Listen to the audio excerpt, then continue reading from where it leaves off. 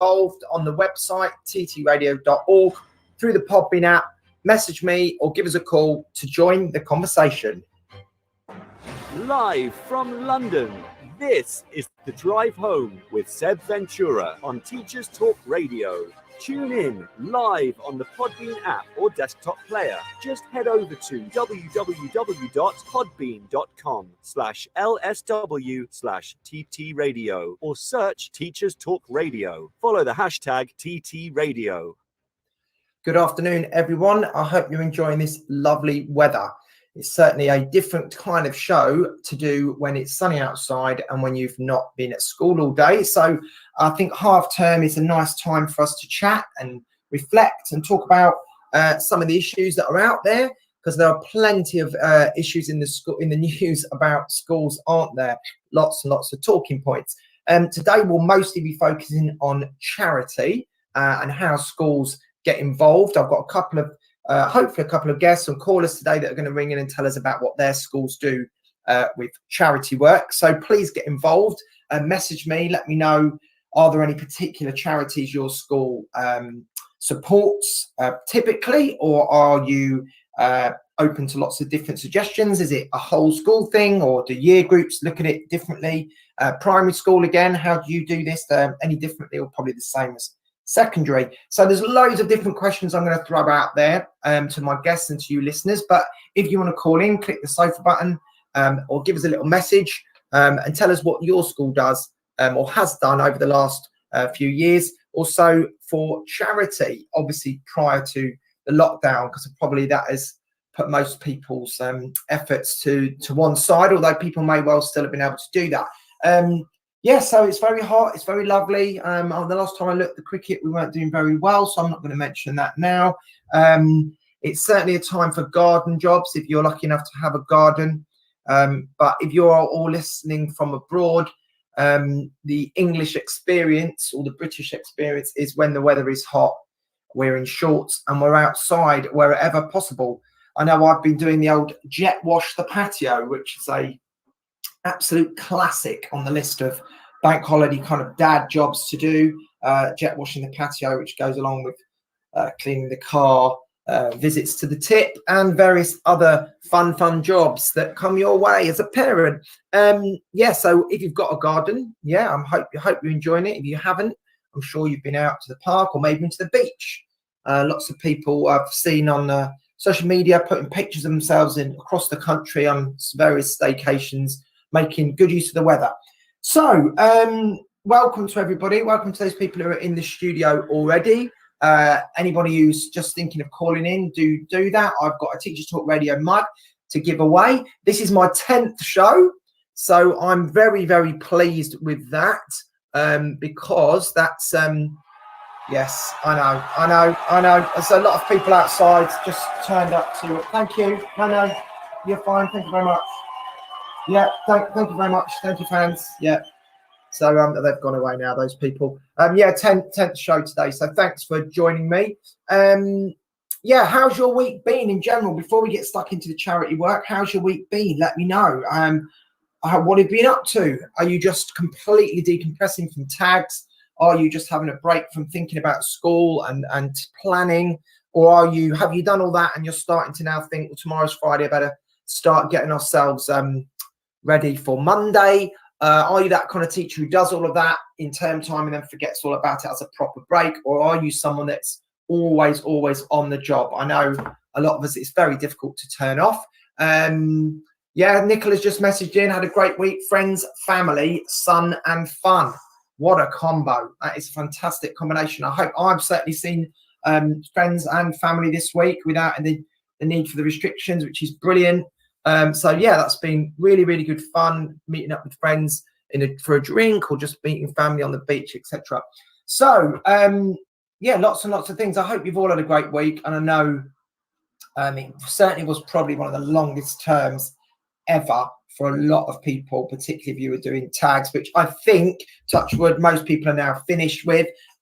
So there's lots of other things we need to talk about, isn't there, today? I mean, I could have done a whole show just on the news.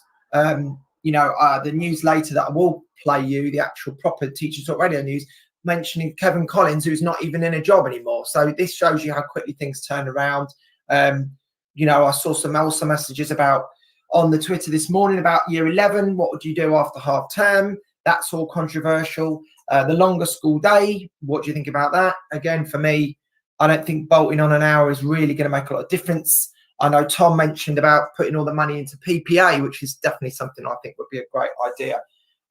But clearly, as usual, the UK makes a pig's ear of it, don't they?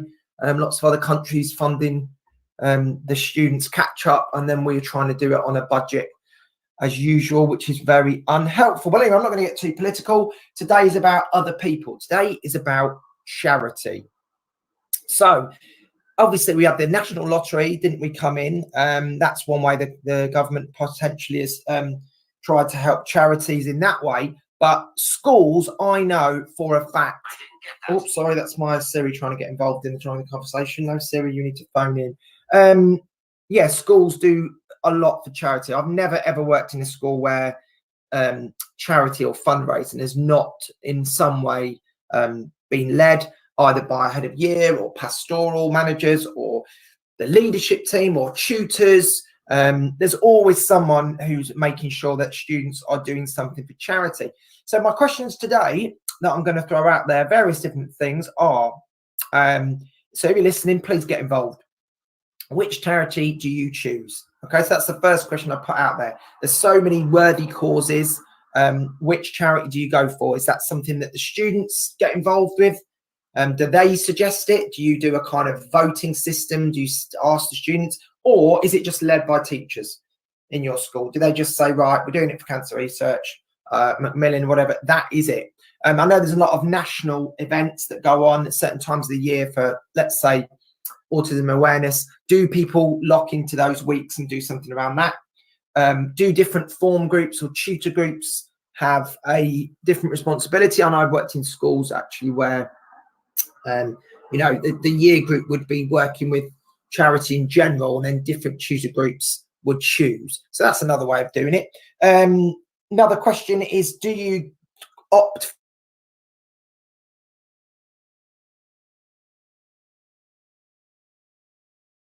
like Macmillan or cancer research, etc.?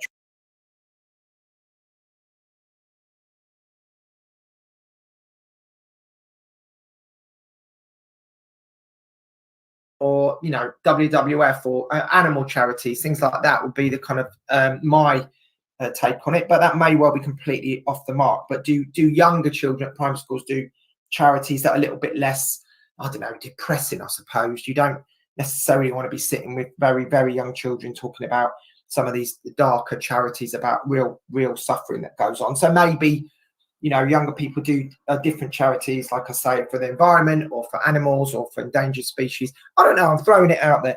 And also, what I want to know is, can you just do it with endless cake sales? I remember at the school I worked at couple of years ago, they the sixth formers did a deal where they went to a Krispy Kreme's, the donut place, Krispy Kreme's or Krispy Kreme's, I don't know how you say it. They went to the factory and they got a deal for a big load of donuts. And then what they did was obviously got the permission to then, you know, resell these donuts at a higher price for charity. So it was so exciting seeing people dashing from the canteen to pay £1 for a Krispy Kreme, and they raised a lot of money. The markup was excellent, and they really raised money. And that, I think, was something to do with World Vision. So I think they were raising money to for a trip that the sixth formers were going on themselves, which cost a lot of money, but it was actually part of that charity. So yeah, cake sales, raffles, sponsored events. How do you raise awareness? Sabia's just messaged in, does it keep cutting out, or is it just me? Well, fingers crossed it is just you, Sabia, because no one else has said it, and I'm hoping my mic is all working absolutely dandy. Yeah, so charity. So we're going to be talking to, I've got a couple of guests today. Nicola's hopefully going to be calling in fairly soon, and we're going to talk to Nicola about her school and what they do, because I know she's done a lot of work with charity with the students. So it will be partly to ask her, but also partly just to discuss charity in general. Tom said that it was cutting out, but it's fine now. Sorry about that. No idea what that must be. Only Tinternet, I suppose, is the only explanation. The radio mic is working fine. Maybe there's a drop. I don't know. Let me know if it gets bad again. So, how much do teachers get involved? How much is it led by the students? How do you choose your charity? What are the best ways to raise money? So these are some of the questions we're getting out there today. What do the students get out of it? I mean, obviously the students and the money that is raised goes on to those charities. So we know there's impact there. But I'd like to know what you think, listeners, is the biggest thing that the students get out of it. Is it about a whole world kind of view? Is it really just good for the soul for them to think of other people? And in times where a lot of people say children nowadays are spoilt with phones and devices, etc., is it really good for them to actually see how other people are not as fortunate? What are the benefits? The other benefits, organisation, for example. It takes a lot to organise a charity event. So, from the assemblies to the marketing of it, to the letting the parents know, the letters, etc. So we might do the boring admin bits, but how much do the students get involved with organising it? And sometimes I know students are so keen, but then they don't actually realise the ramifications of trying to get 1,000 people in a school to all be doing something at the same time, or getting an awareness about a certain charity. You can't just stick a few posters up around the school. I don't really think that does the job that much. It might be a starting point that kids want to do, that spend hours designing the poster, but really we all know that you've got to get out there, you've got to speak to people, do events that create a buzz, I guess. So how do you do that when there's so much else going on in the school? How do you prioritize the students to think about charity? How do you get them involved to raise money? Sponsorship, obviously that's a good way a lot of people use. And how do you fit these events into your whole school values, I guess, is another one, because I'd be very shocked if there was anybody out there with a whole school vision or a whole school values that didn't involve somewhere along the line something about, British culture, British cultural values or citizenship. So it's although it sounds a bit tick boxy, I do think that it is something that we have a responsibility for.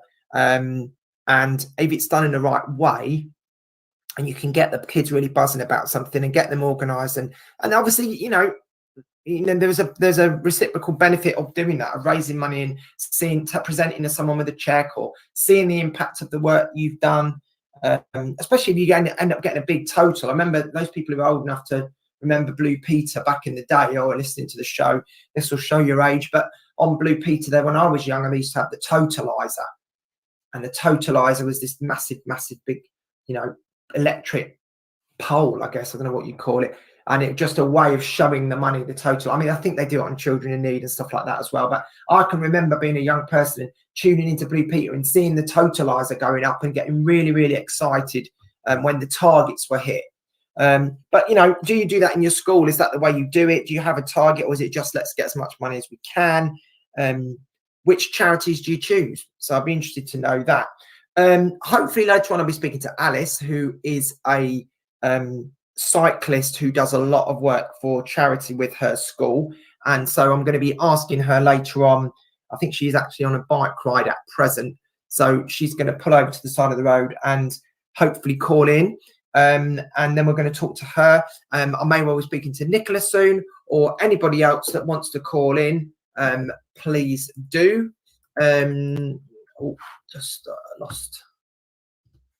Is everyone still there? Everyone still there? What's happened? Is everyone still there? Sorry, I lost the show for a moment there. Yeah, that was another technical glitch. Right, let's get back on it. Sorry, all over the place. I think the heat's got to my head. It's too hot, everybody. Too blinking hot.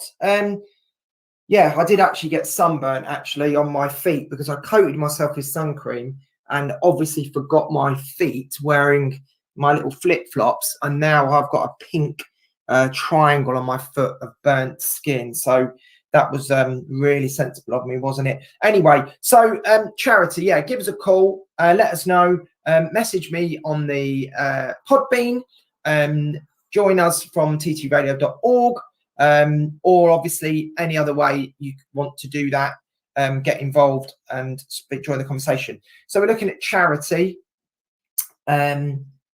What's been the best way you've managed to raise money? Right, Nicola's here, so I'm going to now see what Nicola's got to say, because I know she does a lot of work.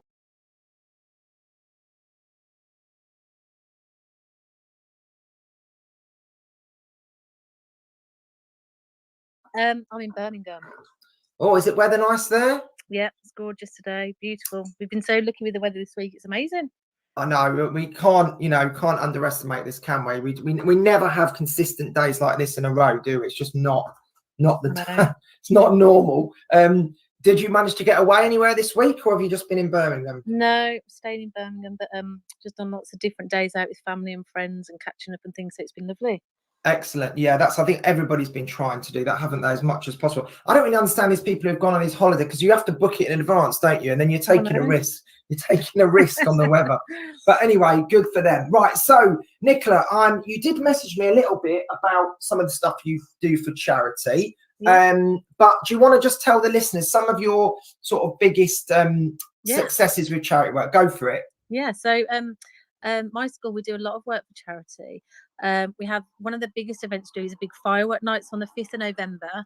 We run a massive firework event. We invite all the local community, and we raise money for the local hospital. So we do it in conjunction with them, and they work with us to put the event on, because obviously we've got the field and space. But that usually raises a lot of money for both. We share then the profits half each, and we usually raise about £4,000 each. So it's a really good event. So sorry, so the other half goes to the school, does it? Yes. So half goes to the school and half goes to the local hospital. And that's a really nice event. Yeah, that sounds brilliant. And how long have you been doing that for? We've been doing it for about the last 3 years. And whose idea was it? Was it your idea, this firework thing? Well, we've always wanted to do a firework night, but we were a bit scared about the risks involved. But when the hospital invited us to sort of look into it more, it sort of gave us that push to think, actually, let's have a look into it and let's see if it is a viable event to do. And when we looked into it, and obviously because the hospital was involved as well, that helped, because they helped with all the risk assessments and things, so it gave us the confidence to go ahead with it. So that worked really well. We also had to do a fun run team, so each year there's a big fun run in the park, and we did it for a cancer charity last time, because sadly one of our teaching assistants died of cancer. So we had a massive team of all parents, local community, children, who all did the fun run. We raised a lot of money for a cancer charity, so that's good. And we do a different one. We also do lots of other things for the community. One of the things that the children did that's nice is every Friday they can apply to run a charity stall. So they choose what charity they want. They choose so they write an application saying what charity they want, what their stall's going to be, how they're going to run that, and then they get given a date. And then every Friday a different team runs a charity stall, and again they raise hundreds of pounds each week and send it off to the charity of their choice. That's brilliant. Yeah, because that was one of the questions I was going to have, because I think, we get lots of different listeners on the show from around the world, obviously, but also from different size schools, etc. And teachers that are, variety of experiences, are NQTs or, people just qualifying. So I think this is what I wanted to ask you about, that is, the way you involve the students. So I think that's so key to it, isn't it? Yeah, so we are a primary school, so we're a two form-entry primary school, but our children really take the ownership of that. We also did a big project with our Year 5 children, and they did like a social enterprise project. So they decided to run a Hope Cafe. So they designed it all themselves. They came up with the idea themselves. They publicised it, and then they ran the cafe themselves. And it was for any local people who were lonely or elderly that wanted to come. So it was for a social event, but also they played board games with them, and they did activities with them when they were there. And but again, that was all led and run by the children. That worked really, really well, and it was really nice activity to do. I think that's just brilliant. I mean, this is the thing. I think the more you get the kids to, have the ownership, the more they're going to want to do, aren't they? There's no point just saying we're going to do it for some random charity they've never heard of, or you can do that. Obviously, I'm not knocking that, but I think it's better, isn't it, if you get them on the ground level, because you're going to get more effort, aren't you? Yeah, that's it. And then in terms of other things we do that aren't really necessarily about raising money for charity, but just in terms of supporting the local community, we do lots and lots of regular local litter picks. So we'll take a different year group out each week and they'll litter pick in different areas in the local community. But during lockdown, we sent a message out to all the children saying, if on your daily walks, obviously we were still allowed to do the walks, weren't we? So we said, if on your daily walk you want to do a litter pick, come and get a litter picker. So we gave out hundreds of litter pickers, and our children, every day when they went for their walk, they did a litter pick as well, and they sent us in photos, and we really celebrated that. So that was that worked really well as well. That's great. I mean, that's such a brilliant way, isn't it, to keep it going even in the lockdown, and keep that connection with your community. I think as well with primary schools, I think because you're a bit obviously smaller, I think they're more, I don't know, maybe I'm wrong with this, do you think? But it feels to me like primary schools have a better connection with the community, because there's obviously lots of primary schools. I mean, I've got like 3 in a 2-mile radius of my house, you know, and I think they do seem to get more community links, don't they? Yeah, and I think maybe it's because the parents bring the children to us, so they maybe feel a bit more part of it. I suppose in secondary, the children are walking there themselves and things, and they might not live as locally, whereas all our children live really in like a few meters away. You know what I mean? Like our catch is 200 meters away, so they all live in the local houses, so they want to, you know, they want to support it. The other thing we do is we send out a termly newsletter to the neighbours as well, and we just give them like the dates that parents' evenings are happening or events, so they know when the parking might be a problem, or celebrate with them good news and things. We also work with a tree charity, and we planted a local orchard in a local park nearby, and again the children get involved in that, in deciding what trees they're going to plant, and they go along and plant the trees, and that's a really nice one. And we also do a lot of visiting and writing to care homes, especially during lockdown. That's been really important, because obviously without having visitors, so our pupils wrote them cards, wrote them poems, letters, and they've been getting loads of letters back and from them, and they've turned into pen pals kind of thing, and the children have really loved that, receiving the letters and the pen pals from the different from the old people, and that's been really nice. Oh, that's lovely, isn't it? And again, it makes it personal, doesn't it? It's not just about a random charity name or a sort of concept. If they're actually making those connections with real people, individuals as well, you're talking about there. So what so for the first question, I suppose some people who may be new to teaching or don't really, is how on earth do you balance the, how much the students have to do in their day-to-day school? When do they do all this stuff? Like, obviously they can't do it all in their lesson time, can they? No. So really, I mean, with things like the plant of the trees, it will be like an event where the school council will do it. To the writing to care homes, we sort of build that into PHSE lessons and citizenship lessons. But I think, like, once we get the momentum, the children want to do it at home, so they'll at home go away and write that letter. For the charity stores on a Friday, again, they do that in their own time, so they will plan it at home. If they are doing a cake sale, they'll bake the things at home, or if they're making things, they'll make them at home. So a lot of it they do at home. With the social enterprise for year 5, that was like a project. So we took like one afternoon for like 4 weeks where they did actually just focus on that, and that worked well. So I guess you can do both, can't you? I mean, I know at secondary schools I've worked in, we've definitely done both. We've done things where it's say Macmillan and coffee morning, for example, and then the students bring in so many cakes. I mean, some of these cakes that that not just that the parents made, but that the kids made were just unbelievable. And there's teachers fighting over bidding. I'm not even joking. There's this cake, it was about 20 quid someone ended up paying for this cake because it was just unbelievable. But I think there's what you've talked about there, there's a nice balance, isn't it, between doing something like launching it in an assembly, for example, telling the kids about it, and then them doing it in their own time, versus the other flip side, which you mentioned there, which I think is so important, of doing it as an enterprise project where there's so much learning they can do about, ICT or organisation or there's what other elements. Sorry, what was that? And design technology as well. So they're making things like, we've had Christmas sales, Christmas fairs, where each year group's taken a stall and they've designed and made things to sell, and again they've chosen what charity that money is going to go to. But the other thing our local community and families are good at is donating weekly to the food bank. So each week we'll say, can you give a certain item to the food bank, and we get absolute masses of donations. So every week we take like a big bulk of donations down, and again during COVID I think that's been really important. And over Christmas we asked them all to bring in a Christmas present, for a family that uses the food bank. So again, we got over 300 Christmas presents that were going to the children who use the food bank. So, you know, it's things like that. But I think, like you were saying at the start, in terms of what the children get out of it, I think definitely you're right about the organisational skills, but I think it's also that social skills, the empathy, and also that cultural capital and that understanding of the world and how that they can help, how they can try and make a difference in the world. So I think they do get lots out of it. And obviously, if it is a financial thing, they can also look at the budget in terms of how much we're going to spend, how much we're selling them for. So lots and lots marking of things up. get out of it.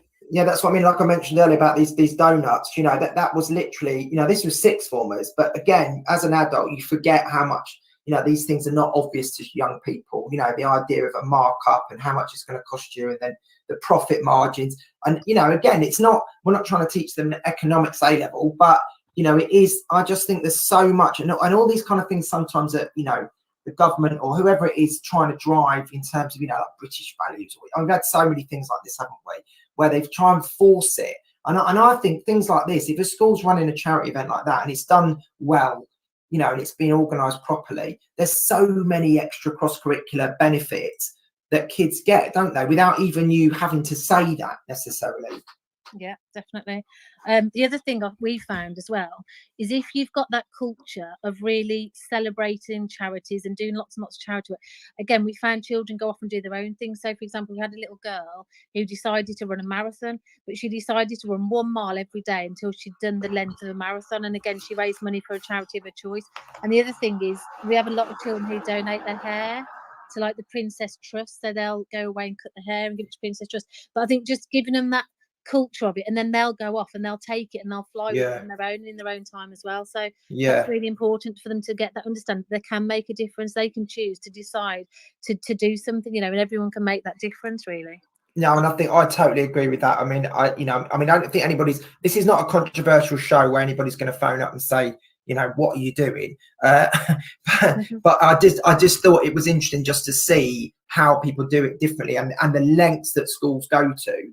And like you say, again, it's the thing of we don't want a school just to be an exam factory. You know, we're not just there for that reason, are we? And all these kind of things, if they then carry that on into their later life or inspired them to do things. And also, I think it's a nice way of finding out about, you know, I remember a girl in I had a year 7 form, this is years ago. She had a sister or brother, I can't quite remember, who was disabled and did something with this horse riding thing. And, you know, when she told us about that she wanted to raise money for this charity, it was a way into finding out about her life. And it was something that, you know, the form didn't know about until she raised awareness of this charity. Because there's lots of random little charities, aren't there, out there?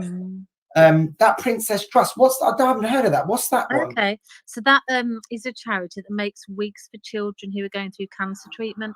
If children have lost their hair, they make wigs, but they use real hair. So if a girl's got long hair and they're having it cut, they can tie it into a plait and have it cut off, and then they can send the plait off, and then they'll make a wig out of that hair, basically. But it's just a really nice thing to do for the children, obviously going through cancer treatment. But we've had lots and lots of children who have done that, and it's just really nice, you know, to think that they're thinking of others again and helping out other children who are going through a difficult time. Oh, absolutely. And I think, you know, like, you know, that is amazing. I'd not heard of that before. And but I think this is another role, isn't it, that adults have and schools to introduce these ideas into, because a student is not necessarily going to, especially the young ones, I guess, they're not necessarily going to be sitting there thinking at night, oh, what charity shall I raise money? You know, but once you put it in their hands and you get the buy-in, then it can really grow, can't it? And encourage them to do more. Definitely. Brilliant. Okay, well, that's really good, Nicola. Okay, thank you. Thanks for speaking to me. That is no problem at all. Thanks for well, you can have a quick game of take your pick if you like, if you've got time, or are you rushing off?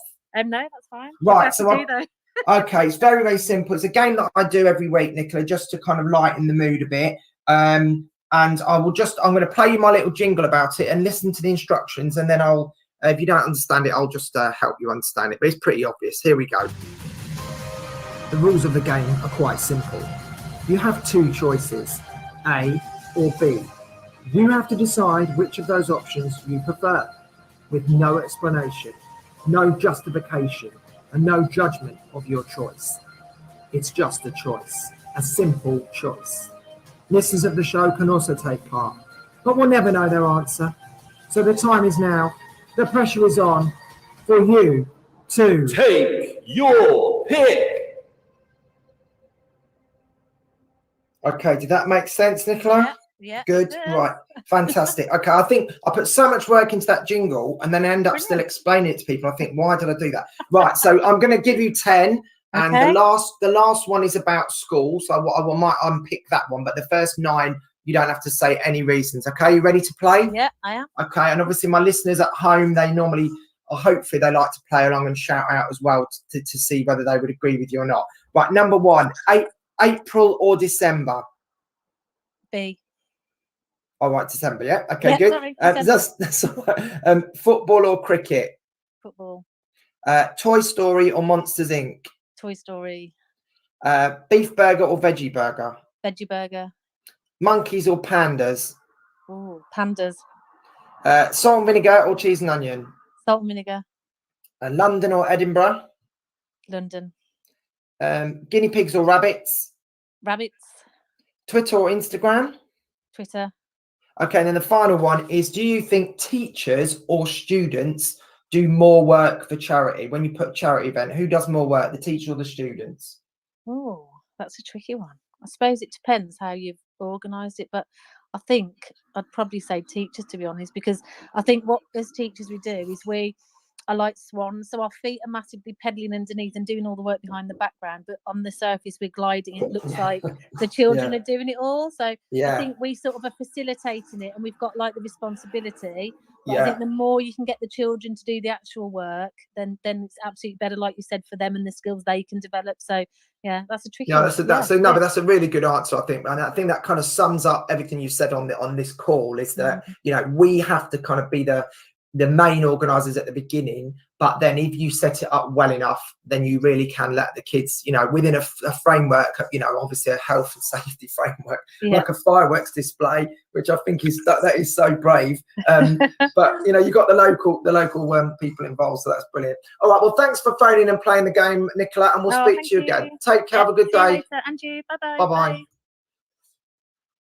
Oh, that was Nicola there. So nice to speak to her about all the things her school does. So that just is a example of one person in a primary school and the amount of different charities. I mean, she reeled off about 5 or 6 different charities. I lost count that they've done and projects that they've done and how the kids get involved. So I think whether you're secondary or primary, I don't think it really makes much difference. Obviously you can do slightly different things, but yeah, as she said, she got the kids doing everything, doing all as much learning skills all the time, plus somebody benefits financially in terms of the charity, even if it is just raising awareness. I think that is also something that I wanted to mention. It isn't necessarily just about money, although that helps the charity. Sometimes it might be you're just doing it to raise awareness of a certain charity. So some great comments from Nicola. Really lovely to speak to her from sunny Birmingham. I'm going to do a quick news break, and then hopefully after news we'll catch up with Alice as well and find out about what she does with her charity work for the Debden Dynamos. This is Teachers Talk Radio, and this is Teachers Talk Radio News with Megan Goods.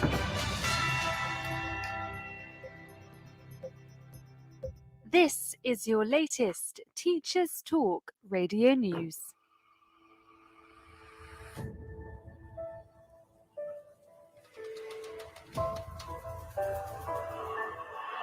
New research from the London School of Economics has shown that children born in the summer are being mislabelled as having special educational needs by their primary schools. Using census records for over 6 million children who were in state primary schools over the years 2008 to 2018, Dr. Tammy Campbell found that among children reaching Year 6 in 2018, 16% of autumn-born girls had been attributed SEND support at some point during primary school, compared to 26% of summer-born girls. Similarly, 28% of autumn-born boys were given support, compared to 40% of those born in the summer.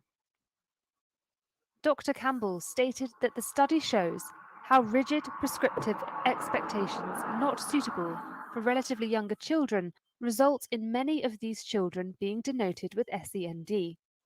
And then the system that has created these needs cannot or will not meet them. This is because inherently, by the same conditions through which it creates some SEND, it is configured not to serve the children it attributes.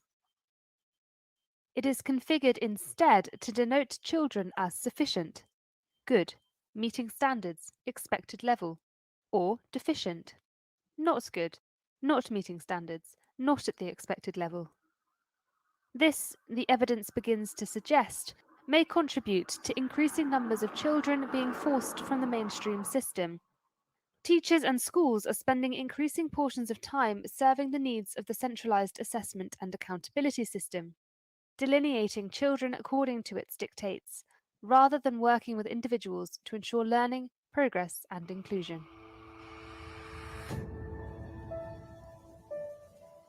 Teaching unions have criticised the government's plan to extend the school day, saying it could do more harm than good.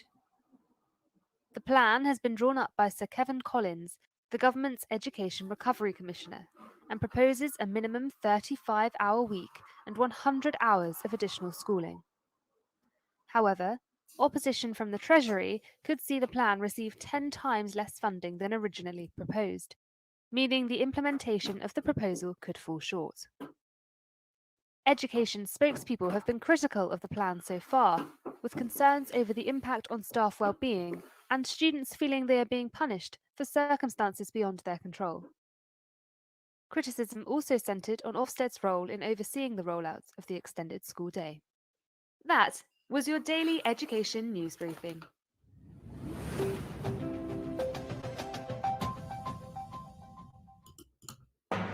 Live from London, this is The Drive Home with Seb Ventura on Teachers Talk Radio.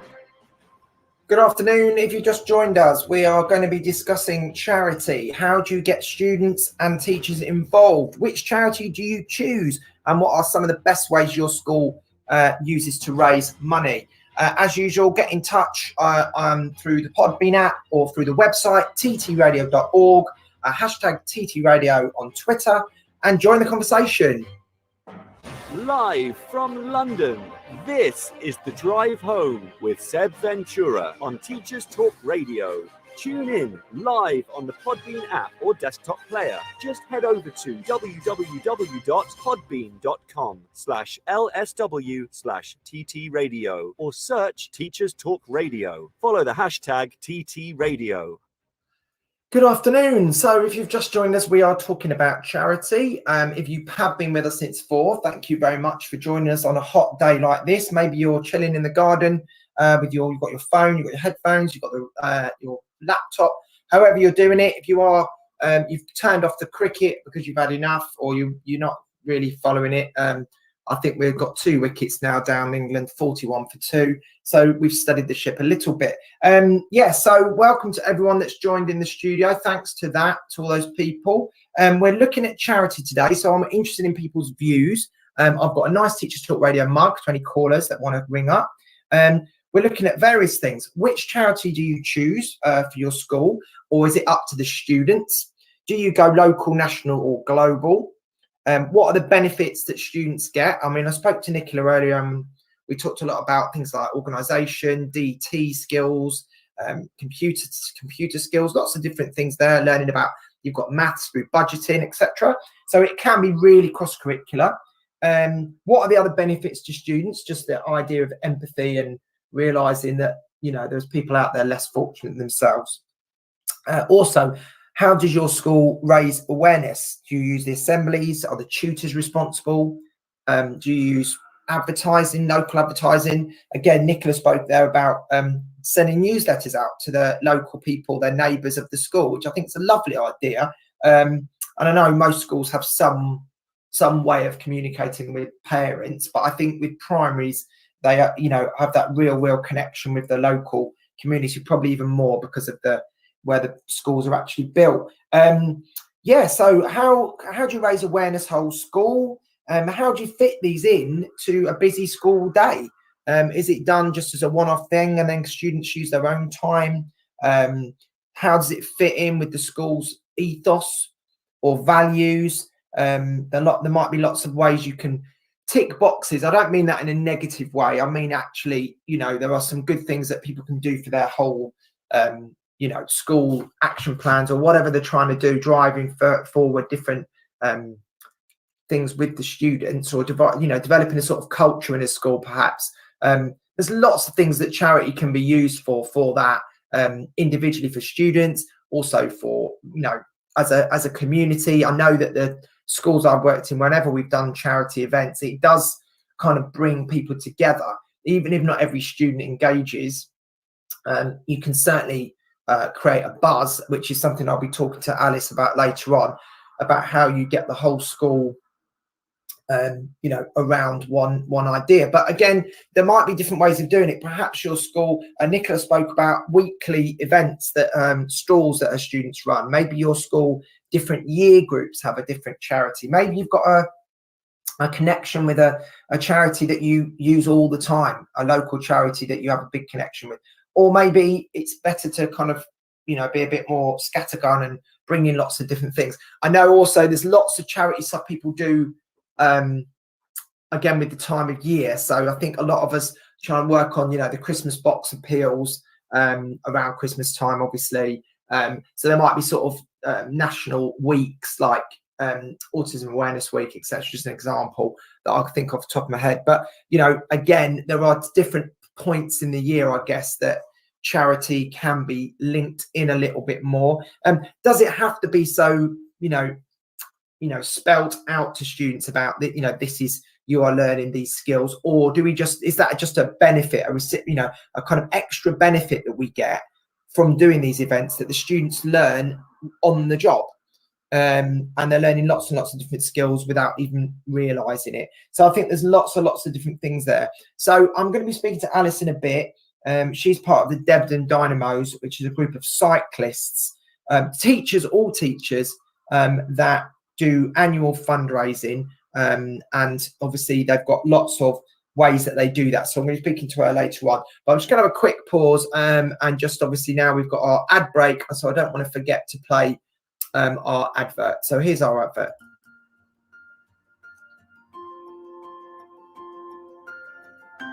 Introducing Amanda Davey. Amanda is one of the first specialist teacher assessors for dyscalculia in the UK and offers dyscalculia tutoring and bespoke training for schools. With 26 years of teaching and tutoring experience in the UK, Amanda offers specialist online tuition focused on building confidence and developing skills.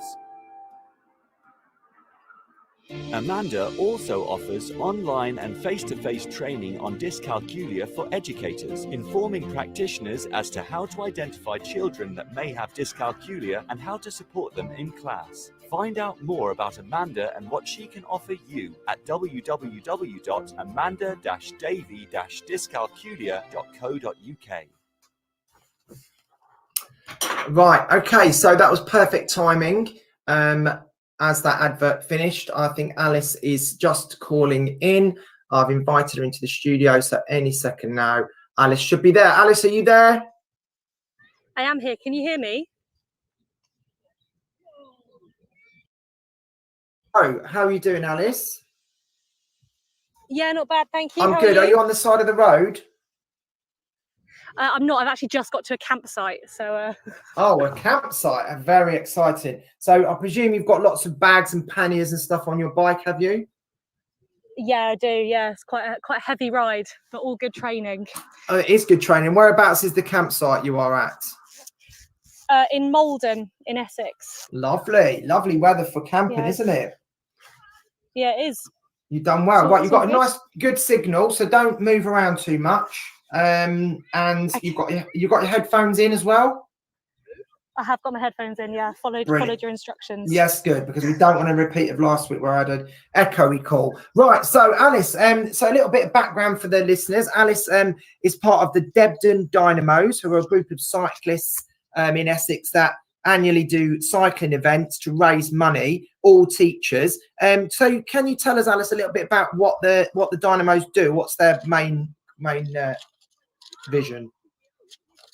Well, I think you've just kind of summed it up. It's the idea is basically every year having a cycling challenge with a big kind of build up in school, ideally with lots of opportunities for students to get involved, and kind of publicise it within the school as much as possible to raise as much money as we can for a local, well, not just a local, but in recent years a local charity. And it's just like, I think the support we get from students is always just really like lovely. It's really positive. Oh, excellent. So yeah, that was my first question. How do you what charities have you raised money for, and how do you choose them? So we started off, and I think you might know better than me on this one, but we started off raising money for cancer research. And then a few years ago we moved to more local charities. So we fundraised for Mind West Essex for a year, and then following a really tragic event at school, where the Essex and Herts Air Ambulance were called out, we fundraised for them recently in the past 2 years, because it's obviously a cause that's really close to the community's heart. They were absolutely phenomenal, and it feels like that is the right charity for us. That's interesting, because we've had like a personal connection to them. Yeah, definitely. My other caller, Nicola, was talking about similar things, and I think it is probably common, that you can do these big national charities, but actually for impact and for kind of involvement and buy-in, I think possibly it's better to do local ones, or people, community events that people will realise. And okay, so the big question I'm kind of asking my listeners today and yourselves is, how do you involve the students? If it's a bike ride, I take it the students aren't on the bike ride with you. No. So how do you get them involved? So we always have a big launch in school, and then kind of in the weeks running up to it. So we've got like a social media accounts, we've got Twitter, we've got Facebook, we've got Instagram. We haven't quite ventured into like TikTok or anything like that, but in the weeks leading up to it, we have we do like events kind of in schools. So it'll be like we've had like Beat the Dynamo competition, where we set up kind of indoor cycling, and the students kind of race one of us kind of across a virtual course or up a virtual mountain or something. We've done things where we've had like plank off at lunchtime. I think we've had people shaving their beards in public. Oh, nice. Making the slightly embarrassing element to them, but obviously students kind of love that. Oh, of course they do. Yeah, well, it's like the old throwing a wet sponge at a teacher, isn't it? It's always going to get kids excited and happy to throw a pound coin into a bucket, I think. Exactly. And we've done things, I think it was last year we did, so we have the student leadership, there's I don't really know, this is so bad, I don't know what their actually official name is, but students in each year group who want to be involved in the wider school community. And so we've had them last year, they each sponsored a dynamo almost, and they had to like help them raise as much money individually to beat the rest of the dynamos. Oh, nice. So you got a bit of competition. Yeah, exactly. Oh, that's good. That's a lovely way of doing it. And from your experience of working with the dynamo, so how many rides have you done, Alice? This year will be my 4th. And where are you going this year? This year we are taking it off-road, actually. Okay. We are spending, it's across 72 hours. And we're going around an off-road route called King Alfred's Way. So it's 350 kilometres long, pretty much all on like bridle ways and like byways and things like that. So I think the main challenge is not so much actually the distance, because although it sounds like quite a long way, I think we're quite used to doing long distances. I think the off-road element is a bit. It's a new angle. And and so what did you have to do? I'm sure the listeners are listening thinking, well, you know, you do it every year. How did you do it last year in a lockdown? So last year we were planning on cycling to Dublin, and obviously that didn't happen. So instead we did it all indoors on what's called a turbo trainer. So it's kind of like a machine you can clip your bike into, and we all luckily have them for training and everything. And yeah, so we just did it entirely in our living rooms or in our sheds on this virtual world called Zwift, which was actually, it was a lovely weekend. I think it was a May bank holiday weekend, and it was beautiful weather, kind of like today, and we spent the entire thing indoors. In the garage. Yeah, lovely. Yeah, and that was slightly less pleasant, I think, but again, we felt like if we could do it, especially because obviously, you know, air ambulance is linked to like the NHS, and it felt quite fitting. Yeah. If we could, we should. Yeah, and also you probably started to raise money, didn't you? And had people already sponsoring you, and you know, it's hard to then just pull out. I mean, that must have been quite boring sitting on that turbo trainer for hours on end. Yes, it was. I think the one thing that was quite nice is we had a couple of other members of staff and one of our students actually who's a really keen cyclist. And in the build up to it, we had like Zwift races that we managed to put on like live on like YouTube and Facebook. And our student who's a cyclist was commentating as if it was an actual cycle race. Amazing. Oh, sorry. Amazing. And then we had during the actual ride, like another member of staff was kind of, we had like a little mastermind challenge and things like that. Kind of kept it a little bit more. Interesting. Yeah, and I guess that this is the whole point, isn't it? With all of these events, that there's got to be interaction, hasn't there? You can't just say we're raising money, sponsor us, because people are not going to do that, are they? People are not going to hand over their cash, really, unless there's some sort of, you know, fun element to it, isn't there? So what do you think? Yeah, exactly. Do you think it's raised the profile of charities in your school over the last few years doing these bike rides? I think so. I mean, I think every student is kind of aware that we do it. And I think partly like where we have kind of, you know, we have like quite a few that follow us on things like Instagram, and they'll kind of like chat about it. They don't necessarily come up and talk to you, like, I don't think, directly about the charity. No. They know it's going on. And I think, you know, where we kind of built it up each year, it's definitely, they're definitely really aware of it. I think actually during lockdown, quite a few of our kids did some really incredible things for charity, and I think that, I'm not saying that's because of us, but I think that is kind of the culture that has been built, and that we are part of that. Yeah, absolutely. I was going to say you can't necessarily measure that, but I think you can certainly say as role models. You know, you never know who you're inspiring, do you? So I think there's probably an element of young people seeing these teachers, and you know, I think most schools teach good teachers or teachers that students like. You know, they are kind of role models, aren't they? And I know I can remember my teachers from school, and I can still remember my favourite teachers.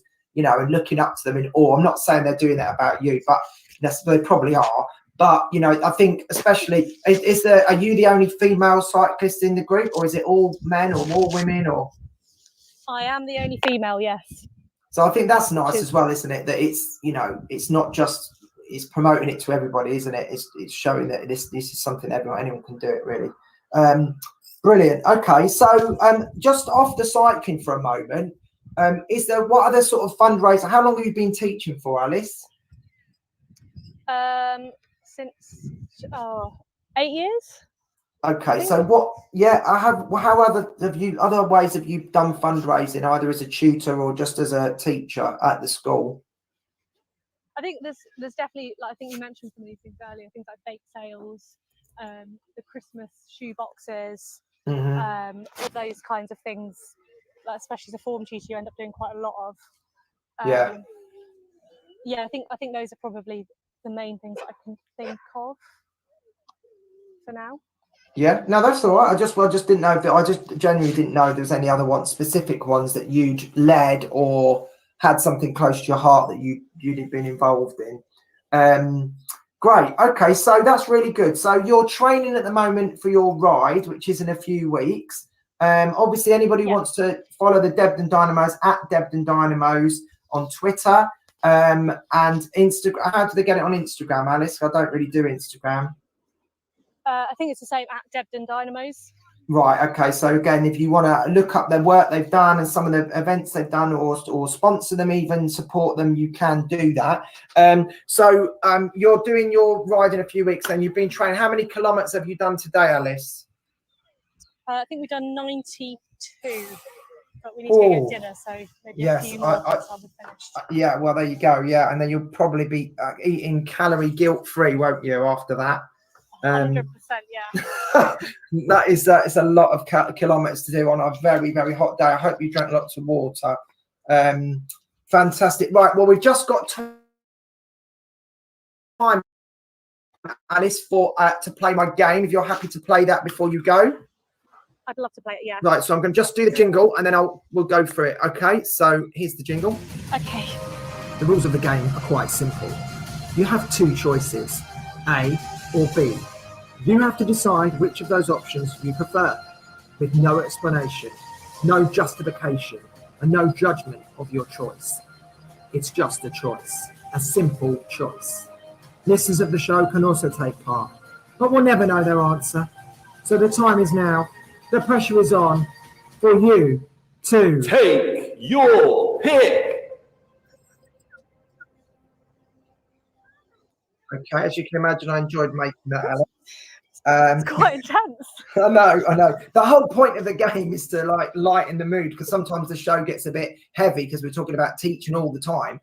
So, but then I made the intro ridiculously intense, so I just shot myself in the foot. Right, okay, so here we go. So there's 10 different ones, okay, and you don't have to justify your answer. Apart from the last. Quick fire. It's quick fire, yeah. Are you ready? Okay. Yeah, number one. ready. Okay. Ketchup or brown sauce? Ketchup. Florence and the Machine or Adele? Or Florence and the Machine? Snacks or fluids? This is a bike one. Snacks or fluids? What's more important? Fluids are more important, but snacks are better. Good. Okay. Flowers or trees? Trees. Italy or France? Italy. Red or white? Red. Yeah, that's supposed to be about wine, but I didn't really make that clear. Dancing or singing?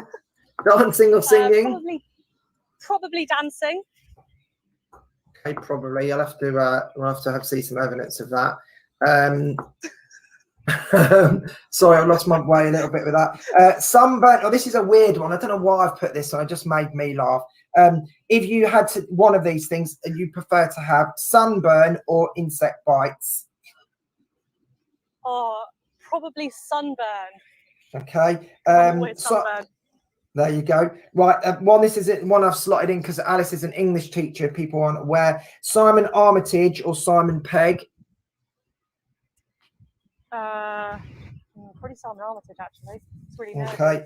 Interesting. And the final one is: do you think it's more important that the students raise money or raise awareness? Oh. I think possibly raise awareness, because I think I caught the end of what you were talking about earlier, and I think that whole idea of like building empathy and an understanding of their kind of like wider place in the world could be really, really impactful. And I think quite often, if you're raising awareness, that desire to raise money comes with it. Yeah, no, that's a really good answer, because I think if you get them more aware of these charities in the first place, then they may go on to do other things, and the money would come anyway, wouldn't it? So yeah, great answer, well done. Okay, well thanks very much. Yeah, that's what I mean, definitely. Okay, well listen, go and enjoy your food and your camping. How many nights are you camping for? Just tonight or a couple of nights? No, 3 nights. We're working our way round to Cambridge, but via Suffolk and Norfolk. Wow, this is what you call proper training, isn't it? Proper training. And then you're back to school Monday, I guess. Oh, wow. School on Monday, yeah. Yeah, back to school Monday. Yeah, well, hopefully your body's used to all this training now, so it won't be an issue for you. You'll be racking up the kilometres, won't you? Right, well, all the best. Good luck, Debden Dynamos. Yeah, keep in touch with the show, and we'll speak to you again. Thanks very much. See you later. Thanks, Alice. Bye-bye. Bye. Bye. And that was Alice live from a campsite. We don't really get much more half term than that, do you? Live from a campsite. I know Tom did his show earlier from live from Scotland. I'm definitely going to be listening to that on Catch Up later on. Of course, all our shows are available through the website on Catch Up, or also on Spotify. You can just search up Teachers Talk Radio podcasts and get them like that. I'm going to have a listen to how that went with Tom live in Scotland. Yeah, so really good. And little plug for the shows. Again, we're back-to-back shows. I think there is the Twilight show after this at 6, and then there should be Genevieve's show at 8, although I'm not 100% sure Genevieve is doing her show tonight. I'm sure she will be, but there may be a chance she's not. And then we have the late show at 10, and then shows all back-to-back. So even though it is half-term, we are still busy with our Teachers Talk Radio content. We're still keen to hear from you as well.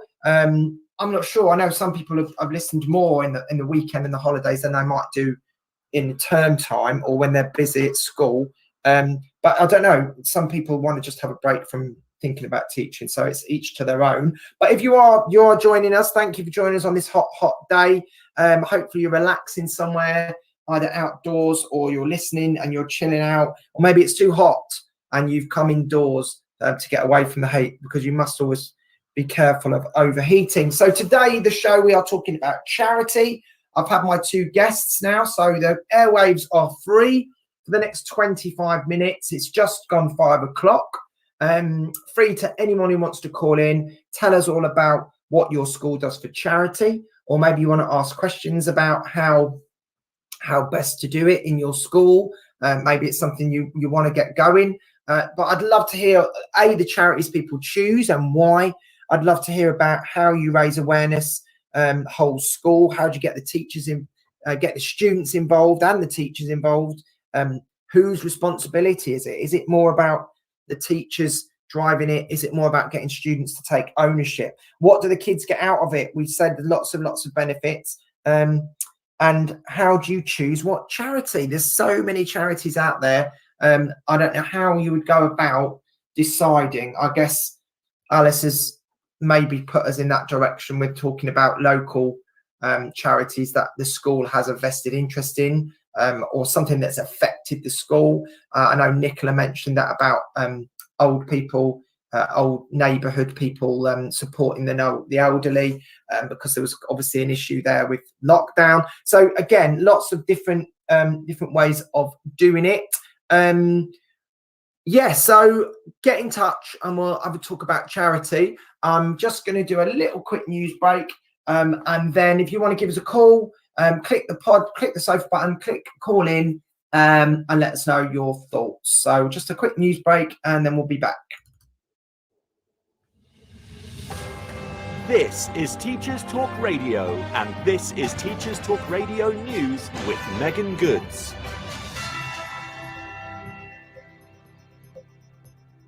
This is your latest Teachers Talk Radio News.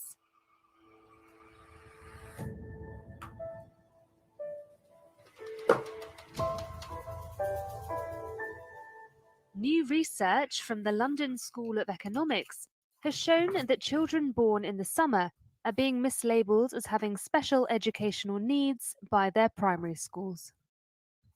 Using census records for over 6 million children who were in state primary schools over the years 2008 to 2018, Dr. Tammy Campbell found that among children reaching Year 6 in 2018, 16% of autumn-born girls had been attributed SEND support at some point during primary school, compared to 26% of summer-born girls. Similarly, 28% of autumn-born boys were given support, compared to 40% of those born in the summer. Dr. Campbell stated that the study shows how rigid prescriptive expectations not suitable for relatively younger children result in many of these children being denoted with SEND. And then the system that has created these needs cannot or will not meet them. This is because inherently, by the same conditions through which it creates some SEND, it is configured not to serve the children it attributes. It is configured instead to denote children as sufficient, good, meeting standards, expected level, or deficient, not good, not meeting standards, not at the expected level. This, the evidence begins to suggest, may contribute to increasing numbers of children being forced from the mainstream system. Teachers and schools are spending increasing portions of time serving the needs of the centralised assessment and accountability system, delineating children according to its dictates, rather than working with individuals to ensure learning, progress and inclusion. Teaching unions have criticised the government's plan to extend the school day, saying it could do more harm than good. The plan has been drawn up by Sir Kevin Collins, the government's Education Recovery Commissioner, and proposes a minimum 35-hour week and 100 hours of additional schooling. However, opposition from the Treasury could see the plan receive 10 times less funding than originally proposed, meaning the implementation of the proposal could fall short. Education spokespeople have been critical of the plan so far, with concerns over the impact on staff well-being and students feeling they are being punished for circumstances beyond their control. Criticism also centred on Ofsted's role in overseeing the rollout of the extended school day. That was your daily education news briefing.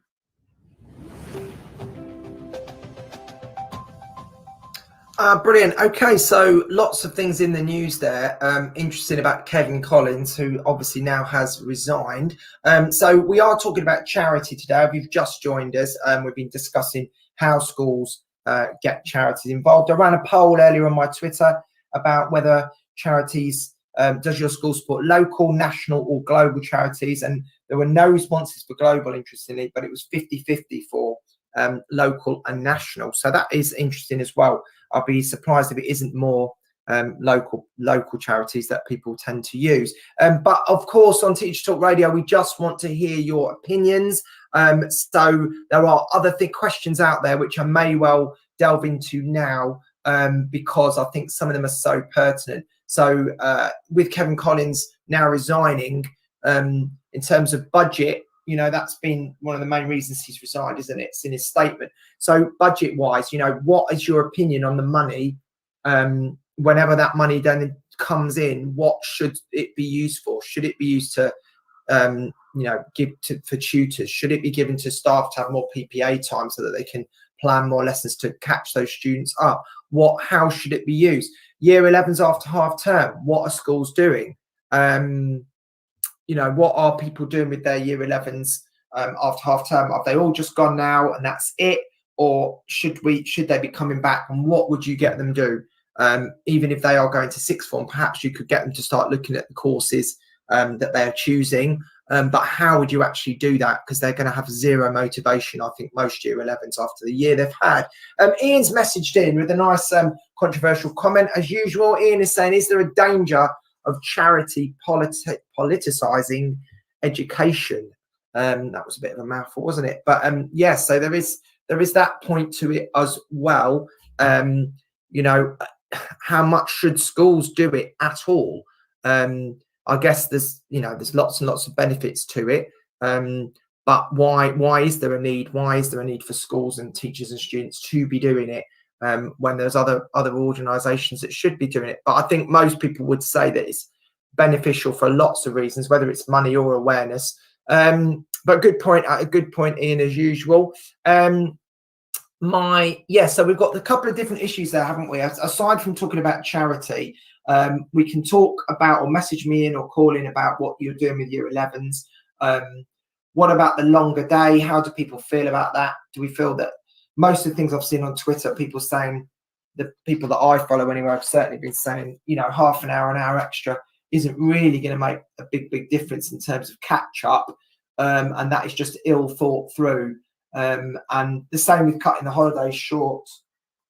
is that people got to realise also that teachers need a break as much as students need a break. So do you feel like the longer day is a solution? Does tagging an extra half hour or an hour to your day really going to make a massive impact on those students? Is the gap between those students who are achieving and the ones that are not, is that become bigger because of COVID? And, you know, inevitably, how would we do that? Are the things that we like, interventions and stuff that we throw at students, do they just make that gap bigger rather than actually, you know, helping the students who need it, because necessarily they might not be able to come after school, or there's other issues with childcare, etc. That's another controversial one I'm just throwing in there. My book of the week this week, I did say last week I didn't have a book of the week because I was exhausted, but I would promise to read some more, and I have. So my book of the week this week is by Mary Myatt, Back on Track. I would really recommend it to teachers and leaders. It is such a good book. It's very, very easy to read. It's broken down into little mini chapters that you can pick up and read in 5 minutes and then go back to it and just dip in and out. It's such a good book. She speaks a lot of sense about essentialism and simplifying schools and simplifying things down and getting rid of a lot of the faff and the wasted time things that we do. There's a great little bit she talks about photocopying, actually, which I love. She talks about photocopying being the fast food of education, that it's not really, doesn't lead to a good diet of learning experiences and activities by using photocopied sheets that's stuck into books. So yeah, I like the way she called that fast food. I thought it was quite good. Next week's show, I will be, I've got 2 guests who are both SENDCOs. So we'll be looking at that role and how we help our SEND students. So in a lot of depth next week. I've got 2 guests on that one. So if you're interested in SEND, or you're a SENDCO, or you want to know more about it, then next week is definitely the week to tune in for that. So I've got a Teachers Talk Radio mug to anyone who calls in or messages me and gets in touch with any topic at all. So we're looking at charity. We're looking at what your thoughts are on the whole Kevin Collins issue in terms of money and budget, what you do with year 11s after half term, and how do you feel about the longer day. So lots of things out there to think about. Get in touch. I'm just going to run back through to the studio. So hello to Danny, hello to Broken Smile, lots of people connecting with us today. Thank you again. I'll say it now because I may forget later. I don't want to do that, to Alice and Nicola, who were both brilliant guests today, telling us about the amount of things that their schools do for charity.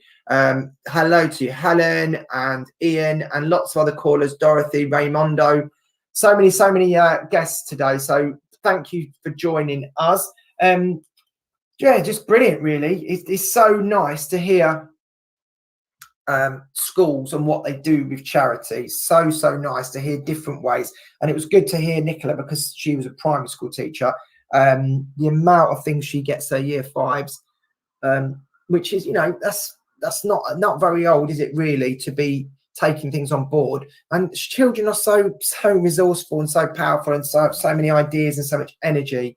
I think if we use them in the right way, or we can basically get them inspired in the right way, not use them, that sounds awful, but if we can get the children to get involved, then they can really grow. And it ticks a lot of boxes for other curricular areas that we might not been able to do necessarily or teach discreetly, with DT, with design, with computer technology, with maths, with calculations, with budgets, so many different areas. The whole organisation of a charity event, who you have to liaise with, office staff, parents, and other people like that. So yeah, lots of people there. Sobia said earlier, great ideas. I think she was referring to some of the great stuff that Nicola has done. So yeah, it's a good one. I'm really pleased that some people have been in touch on Twitter as well, told us about what they do. I mean, Nicola talked about a massive firework event that she organises every year. I mean, that sounds awesome. But what are the events that you do? We've heard from the Debden Dynamos, which is teachers cycling, doing lots of insane challenges to raise money. But obviously they get the students involved with that as well. What do you do? What are the fundraising have you been involved with? Cake sales, I know, are always a winner, especially since sort of Jamie Oliver has made people cut down tuck shops and sweet treats in the canteen. So any sort of cake sale always goes down an absolute storm in any school I've ever been to, because it's some sugar and it gets those coins coming in, doesn't it? And what's the most money you've ever raised for a charity with your school? I know that certainly I didn't get any figures from Nicola, but I know the Debden Dynamos usually, from what I've followed them, they usually earn, well, they usually make about five or six, up to £7,000 or £8,000 on their event. So that's a lot of money going to Essex Air Ambulance, who I'll give a quick shout out to because they're a fantastic charity. Wow, says Sobia. Yeah, it's a lot of money. And these charities need it, especially in the year we've had. I'm sure it's been very difficult for organisations to keep going.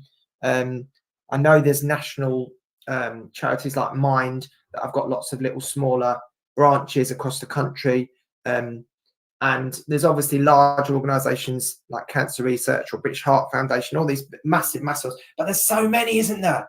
I mean, we could literally sit here and I'm sure everybody listening could come up with 10 off the top of their head immediately. Big charities. And then there's also the food bank angle, and, you know, helping the elderly and helping disabled, or helping different parts of your community. Yeah, and that great suggestion from Ian there, just messaging in, which I think is definitely one I'll float to the boss. Do a Teachers Talk Radio charity fundraiser. I think we could definitely do that.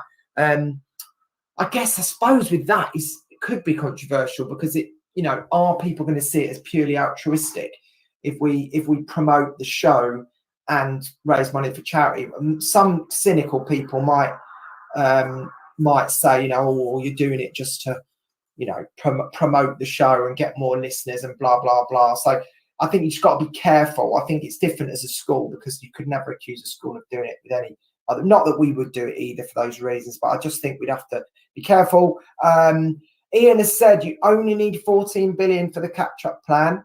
So quite ironic, quite sarcastic, I think that was. But yeah, only 14 billion, guys. I'm sure we can all raise that money and get these kids caught up quite quickly. So not leave it up to the government to do, because I'm sure they've got boats to buy or yachts to buy, things like that. God, it's getting political. I really didn't want to make it political, but it has weirdly got political. Can't avoid it, can we? So let's look outside instead, change the subject. Gorgeous, gorgeous weather still here in London, and I'm sure across the country. I hope you are all enjoying it, and you will be enjoying it as long as it lasts. I'm looking at it now. We've got a few more days of it, guys. So get out there, you know, listen to the show on your radio, get yourself out there. Sobia's just said, what do you do for charity? Said, well, I used to be involved in the Debden Dynamos. I've worked with them before in the past, and that's how I know Alice. So that was my former school. So I did a lot of those. At the moment, the schools that I'm working in, there are different charity events going on, but I don't necessarily get involved in all of those, because I think because of the COVID, everything's been put on hold. But certainly, yeah, that's what I've been doing over the last few years, is helping with that. And of course, you know, it's all of our responsibilities, isn't it, to get involved. You know, I know lots of people, teachers and non-teachers, that do fun, you know, runs, lots of things like that, sponsored stuff that you see on Facebook and on Twitter, and people asking, you know, can you help out? And sponsoring your friends is always good. And I always find with the Dynamos, when I used to do the cycle rides with them, that it really does motivate you if you see that, you know, lots of friends and family and students as well. We used to get students sponsoring us, random students that you would never even dream of. You know, often even naughty students that have, you know, bung a bit of money towards it because they believe in the charity and they support what you do. It's really lovely. I've got a little message here from Andrew. So I'll read this out in case anyone's listening to this later on the download. My grade 5 class created Christmas cards for elderly people living in local homes who couldn't receive visitors last year. It was a simple idea, easy to execute, and it was local, felt more personal. Brilliant, Andrew. Absolutely brilliant. And again, this is the thing where it doesn't have to be big bucks. Getting those students just to think of other people have that creativity that they can create the Christmas cards, and then those elderly people who can't receive receive those cards, or are a bit disconnected from the world, especially with the lockdown, who couldn't have visitors, that's really horrific for them. So actually to have that connection with local children must be amazing. I know also at other schools I worked at where they've done Christmas tours, for example, going to elderly OAP homes or local hospitals, and choirs that sing and raising money like that. Andrew's just said, just be open about the TT Radio charity event being about promoting the station as well as raising money. Win-win. Well, that's very nice of you, Andrew. Thank you. Yes, I think as long as there's no kind of weird other agenda, I don't see why it'd be a big deal for us to do a big charity event. We have talked about doing some sort of bigger launch later in the year, but maybe we should think as an organisation what charity we might want to support, especially as the show is growing. We've now got even more hosts. We're close to 5,000 followers now. The show is growing all the time. So that's great. And that's all because of the listeners that have called in and messaged in. And as I said earlier, this is my 10th show, everybody, my 10th show. So I'm very pleased about that. And apparently I qualify now for a Teachers Talk Radio t-shirt, which obviously you won't be able to see. But when I'm wearing that, I will definitely be wearing that when I'm doing my show to kind of get into the zone. Right, okay, so we've done the advert. I don't need to play that again. We may, if you are looking to advertise on the show, then get in touch. Like I say, the website is the best place to get all our information, listen to old shows, etc. Tell your friends, tell all your teacher friends, get more people on the show. So any answers to the questions I've posed there, I'm going to pose them again in case people miss them, because we've gone over a lot today.